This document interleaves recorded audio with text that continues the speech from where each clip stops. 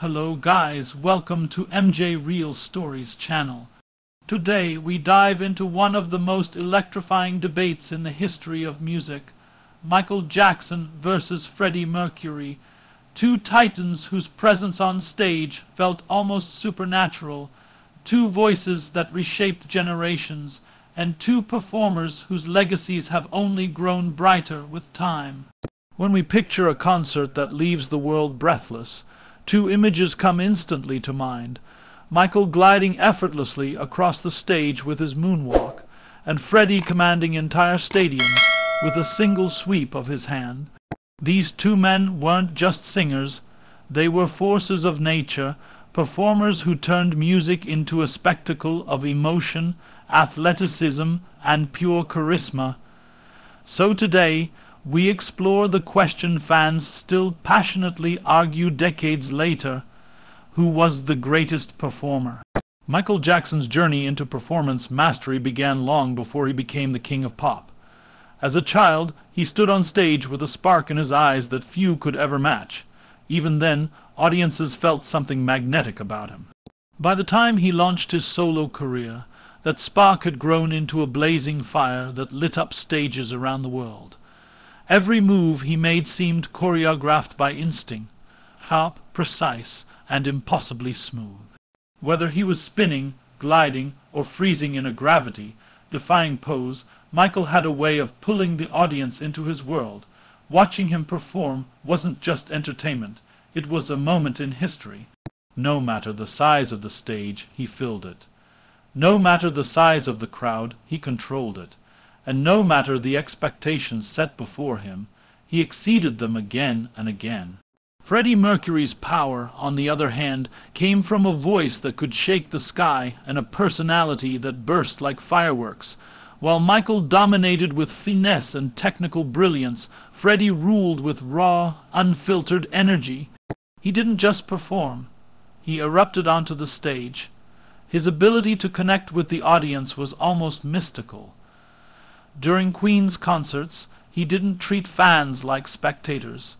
He treated them like partners. When Freddie raised his microphone stand, pointing it toward the crowd, it was a call to unite, to sing, to scream, to feel the music together. No one could resist him.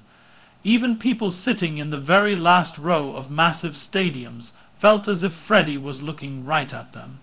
He carried a kind of freedom in his performance style. A confidence and flamboyance that made you believe anything was possible.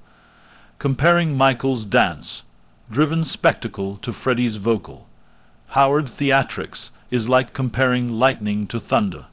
They're different, but each is unstoppable. Michael brought a cinematic experience to the stage. Every concert was structured like a movie, with its own rhythm, suspense, and explosion of emotion. The lights, the costumes, the choreography, everything worked together to create moments that felt larger than life.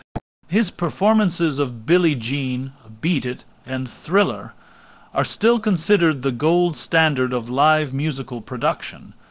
When Michael performed Billie Jean at the Motown 25 event, people didn't just watch, they witnessed history. The single moment he slid backward across the stage in the moonwalk changed pop culture forever. It wasn't planned as a global shockwave, but that's exactly what it became. Freddie's approach was completely different, but just as unforgettable. He didn't rely on complex choreography or storylines. He relied on emotion, pure explosive emotion. His greatest weapon was his voice, a vocal range that felt impossible for any ordinary human. It could be delicate one moment and thunderous the next. Watch his performance at Live Aid, often called the greatest live performance in rock history. In just 20 minutes, Freddie commanded the attention of the entire planet. He brought together 72,000 roaring fans at Wembley Stadium and millions watching from home. His famous I-O vocal exchange that echoed across the stadium wasn't rehearsed. It was a spontaneous moment that showed the world the true power of human connection in music. No flashy effects, no moonwalks, no pyro, just Freddie, a microphone, and his unshakable presence. Michael Jackson was the perfectionist, the innovator, the man who practiced until his shoes tore apart. Every move, every breath, every beat was considered and refined. That perfection made him unstoppable. His concerts became full-scale productions, with intricate lighting, groundbreaking effects, and dance routines that performers today still struggle to replicate. People didn't just attend Michael's concerts, they experienced them. They screamed, fainted, and cried. They felt like they were in the presence of someone touched by something divine. Michael wasn't just performing for them. He was giving them a part of his soul.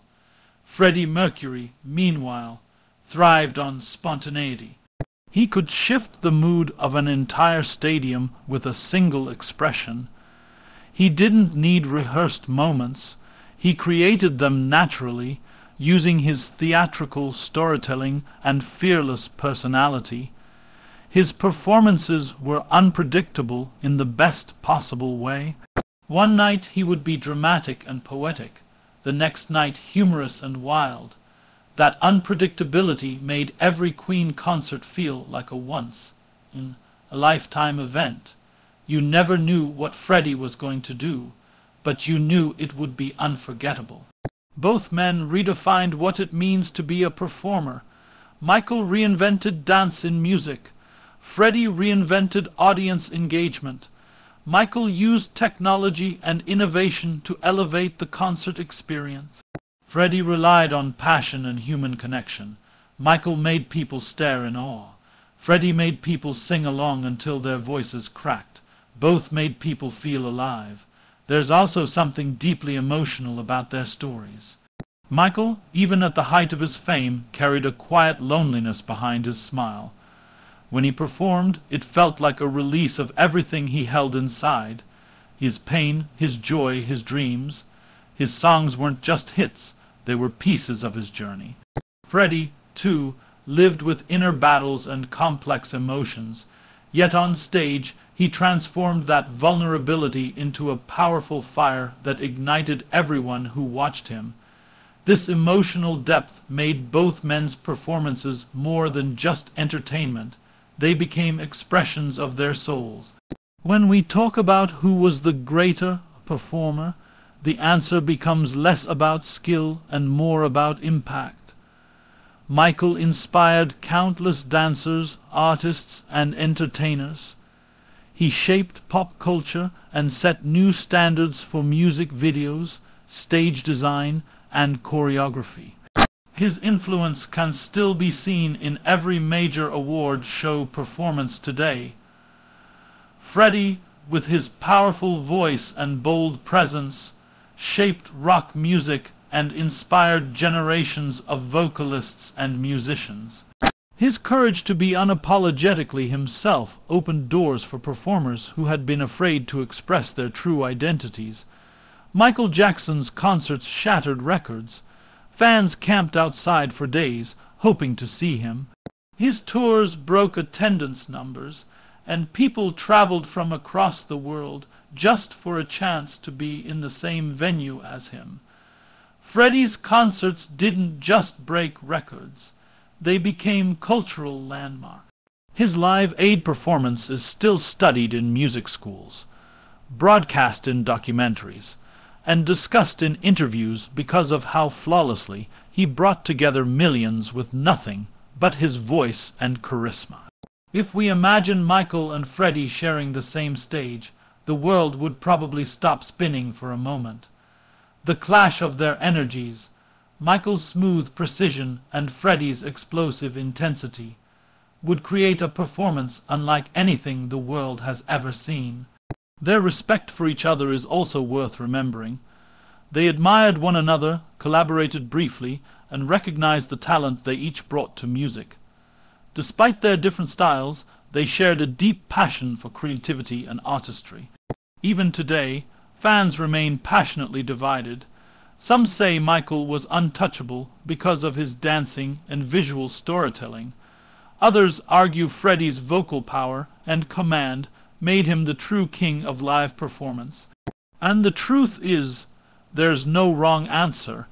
Comparing them is like comparing two masterpieces that belong in different museums.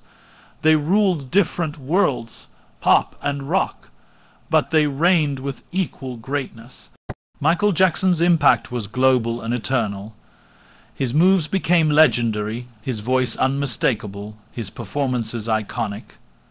People didn't just watch Michael, they felt him. Freddie Mercury's impact was just as vast. He taught the world that music is not just to be heard, but to be lived. He gave people the courage to feel, to shout, to express themselves without fear. So who was the greatest performer? The real magic of this debate is that there doesn't need to be a winner.